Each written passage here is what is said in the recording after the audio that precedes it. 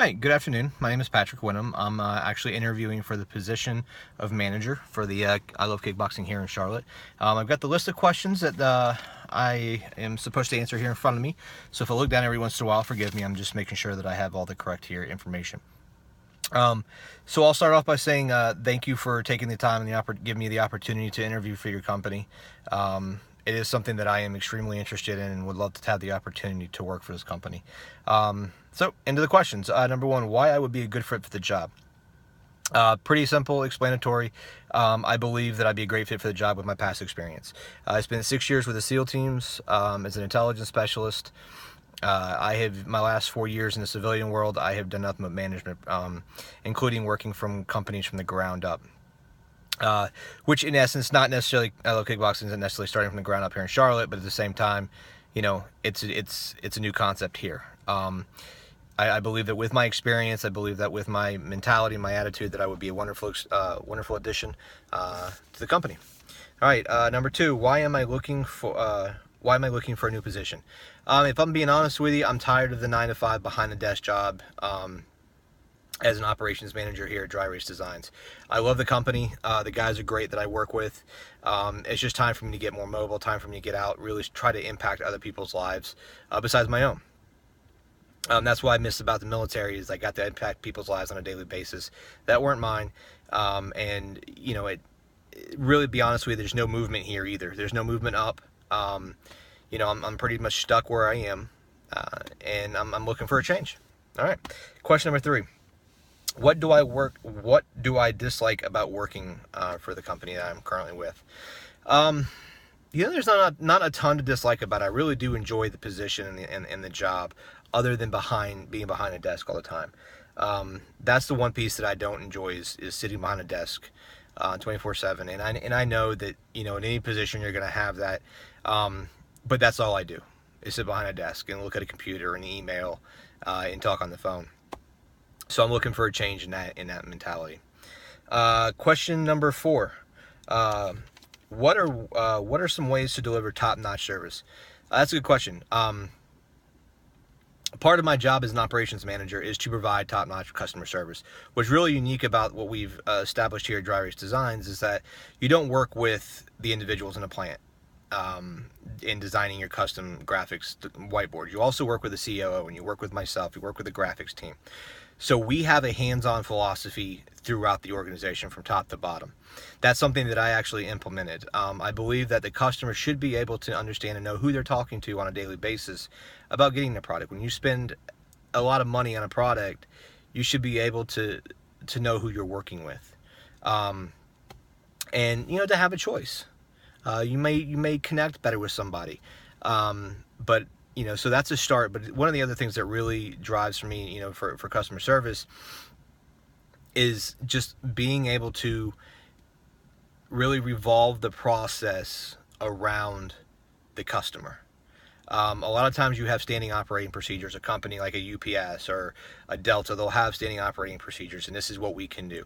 At Dry Race Designs, I've actually just established a standing operating procedure that allows us to manipulate the board or the process to help the customer get exactly what he or she is looking for. So not pigeonholing ourselves to one way. Basically, like, this is our way or the highway kind of deal. That's not the way we work. We're very customer oriented, and we do our best to make everybody happy as we can. All right, next question. How to create rockstar employees. So my personal opinion in this matter is that rockstar employees have it a little bit in themselves already. As a hiring manager, I'm not going to hire somebody who's not a rockstar employee, who I can't envision to be a rockstar employee. To enable me to bring that out in them, I need to be able to see something that's positive to begin with.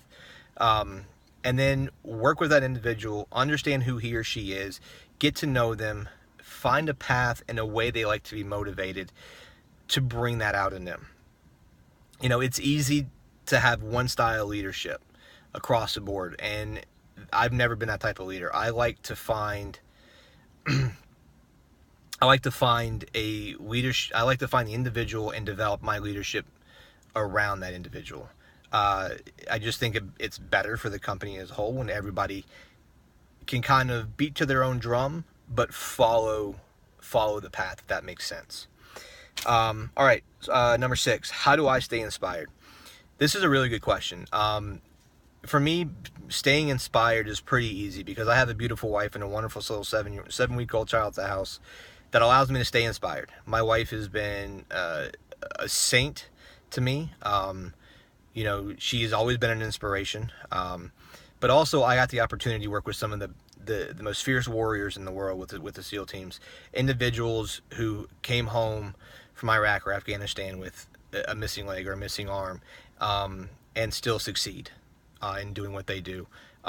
So kind of remembering where I come from, or remembering the humble parts of my life, and really being able to take those examples or experiences that I've had in life and use them for the better. Number 7, what makes me a great leader? Listening. I don't know that I'm a great leader. I know that I believe that I am. Every individual is going to tell you something different. But in my case, and my belief is that I am a great leader. And part of that is because I don't pigeonhole myself into one leadership role. I develop my leadership abilities and capabilities around others and how they want to be led. There are always going to be things that we disagree on, maybe, but overall, I want to be the kind of leader that people follow by example. If they see me getting my hands dirty on a daily basis, then they're going to respect that.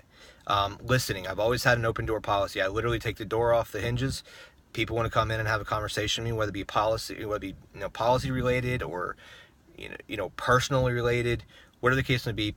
I want people to feel comfortable to come and speak to me. And within this position, we're talking about personal things in people's lives, about weight, how to lose it, being honest with them, telling that, yeah, you need to lose it a little bit. Having that familiarity with somebody is important.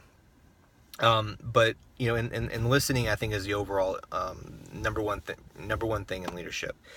All right, sorry, I'm not trying to get too long-winded here. Next question: describe a time when you faced a conflict. We face conflicts every day in the plant lifestyle. With the plant lifestyle here in manufacturing, we got some guys who are a little bit rough around the edges, and they're tough to deal with. But I'll give you a pretty good example here. I had an argument with 2 guys in the plant who had an argument, got into a fist fight. Unfortunately, I had to let both of them go, but part of the problem that I had after that was sitting down and interviewing people with, for OSHA purposes. When they sit down and talk to you, I sit down and talk to these individuals, a lot of these people were taking sides, and they were having a hard time with the fact that I had to let somebody go with some seniority here. But the way I worked around that was making it more about the individual I was speaking to. Hey, this is for your safety. This is for, your morale, really helping, the morale in the company. And I also let them know 2 supervisors positions just opened up. So I was able to diffuse the situation by giving them opportunity. All right, so next one. Have you ever led a team of people? Yes. Military-wise, I've led a lot of team of people. Up to 20, 25 at a time here in Charlotte. When I was in the military, I led up to many as 60. And, I believe that, I have plenty of experience in leading people to do something like this. Next question, experience with marketing. My marketing experience has grown vastly over the last year with the company with Dry Erase Designs. I came in, social media marketing that I've done with them extends from Facebook to anywhere to LinkedIn and Google Ads, to really being able to help develop a campaign for these guys, and it has done wonderful things for the company. In fact, our growth is gone insane. I know very well that you guys are Facebook heavy, and that's great, and that's something that I am very comfortable with.